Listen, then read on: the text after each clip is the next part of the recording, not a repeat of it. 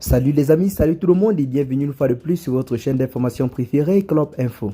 Aujourd'hui, on s'étape pour une nouvelle note d'information du côté de la Côte d'Ivoire où nous avons la situation sécuritaire et sociopolitique qui ne cesse visiblement d'aller de mal en pis depuis quelque temps, se caractérisant par des manifestations partout dans le pays contre les forces de l'ordre. Qu'est-ce qui se passe véritablement en Côte d'Ivoire à l'approche des élections présidentielles? Nous sommes à seulement quelques mois de la présidentielle de 2025 et la situation sociopolitique du côté de la Côte d'Ivoire semble être animée ces derniers temps, notamment entre les populations et les forces de l'ordre. Plusieurs personnes, selon des grosses révélations, craigneraient même un coup d'État dans le pays qui serait en préparation si l'on veut croire les révélations de Chris Yapi qui nous a fait tout récemment savoir que le chef de l'État de Côte d'Ivoire, son Excellence Alassane Dramane Ouattara, est rentré de manière précipitée du côté de la Côte d'Ivoire au point de convoquer une réunion d'urgence réunissant ainsi les hauts commandements de l'armée ivoirienne. Ceci n'est qu'une parenthèse pour ceux qui ne sont pas encore en contact de cette information. Vous pouvez partir la resuivre ou alors la regarder sur nos publications précédentes. Donc, depuis quelques temps et notamment depuis ce matin, une grosse manifestation a éclaté du côté d'Abidjan. En effet, l'université de Cocody, des violents affrontements ont éclaté ce matin entre les forces de l'ordre et les populations civiles. L'atmosphère est très tendue actuellement à l'université d'Abidjan Cocody ce matin du jeudi 1er août 2024. Dès 9 h, une folle ambiance avait lieu à l'université Félix Houphouët-Boigny d'Abidjan Cocody. Une fumée de lacrymogènes, des tirs et des jets de pierres se faisait entendre. Information prise, il s'agit d'un affrontement entre les étudiants et les forces de l'ordre. Cette manifestation a créé un bouchon à l'entrée principale de la plus grande université de Côte d'Ivoire. Cela se menant au carrefour La Vie. Selon les informations qui nous sont parvenues, cette brouille entre les deux camps trouverait son origine dans l'arrestation de 4 étudiants militants de la Fédération estudiantine et scolaire de Côte d'Ivoire, en abrégé FESI, depuis le 4 juin 2024. Ils auraient été déférés au pôle pénitentiaire d'Abidjan pour exiger leur libération. Selon un communiqué de la FESI, le plus grand syndicat estudiantine a décidé de suspendre toutes les activités sur le campus universitaire et que cela devrait s'étendre sur l'ensemble du territoire national si le chef de l'État ou alors le gouvernement ivoirien ne prenait pas leurs préoccupations en compte. Eh bien les amis, c'est là en quelque sorte une deuxième journée d'échauffourée opposant ainsi les forces nationales aux populations civiles. La dernière en date était bel et bien celle du déguerpissement qui avait lieu du côté d'Adjamé.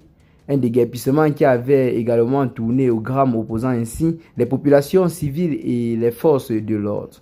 Cela avait beaucoup agité l'actualité sociopolitique dans le pays car nous avons une population très féroce qui s'est levée contre les forces de l'ordre au point d'incendier plusieurs véhicules étatiques. Eh bien les amis, plusieurs personnes se posent actuellement la question de savoir ce qui se passe réellement du côté de la Côte d'Ivoire avec le président de la République, Alassane Dramane Ouattara.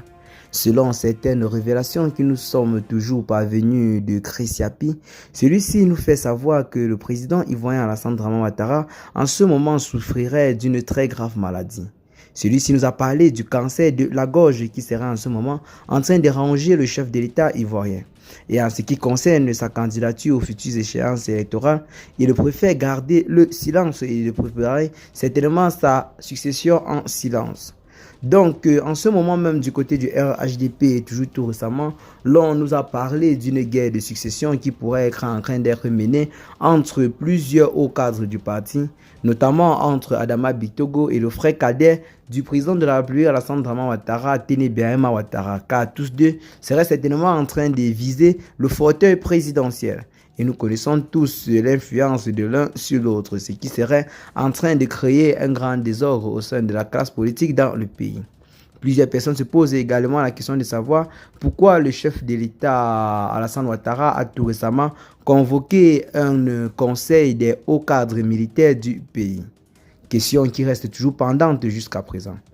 Eh bien les amis, telle est tout là la situation sociopolitique du côté de la Côte d'Ivoire. Ce qu'il faut retenir, c'est que le pays est animé ces derniers jours par de nombreux affrontements entre les forces de l'ordre et les populations civiles, chose qui ne semble pas être bon pour un régime en place.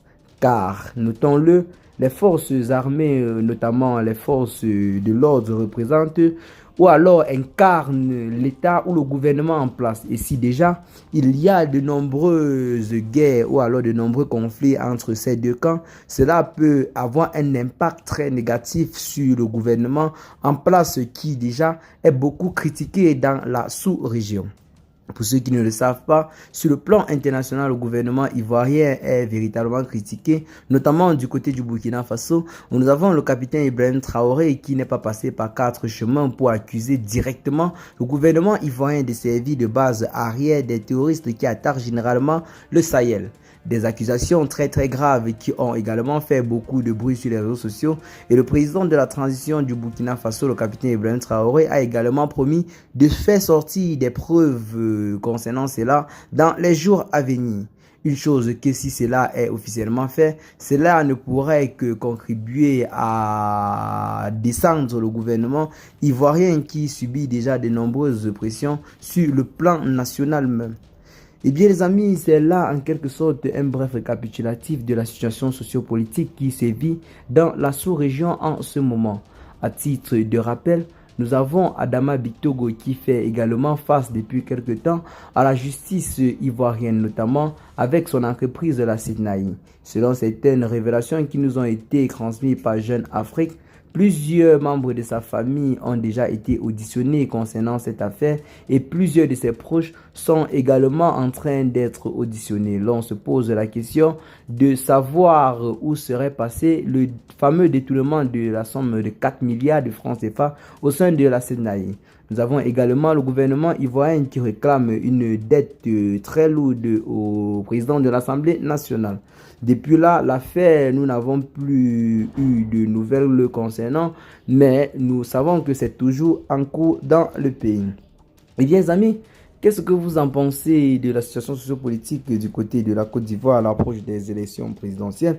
Nous sommes à seulement quelques mois et l'équipe est déjà en place. Du côté du PDC-RDA, nous avons Tidiane Thiam en tête. Du côté du PPACI, nous avons Laurent Barbeau. Du côté du GPS, nous avons Guillaume Kibafoe-Soro, dont la candidature ne sera certainement pas validée par la CEI, vu sa condamnation à 20 ans de prison ferme, plus une amende de 15 milliards de francs CFA par la justice ivoirienne. Nous avons au sein du RHDP le pouvoir en place, encore aucun candidat officiellement connu pour le moment. Donc partagez massivement la vidéo à vos amis si vous l'avez notamment trouvé intéressante. Abonnez-vous à la chaîne si ce n'est pas encore fait. Et à très bientôt les gars pour de nouvelles notes d'informations. Ciao.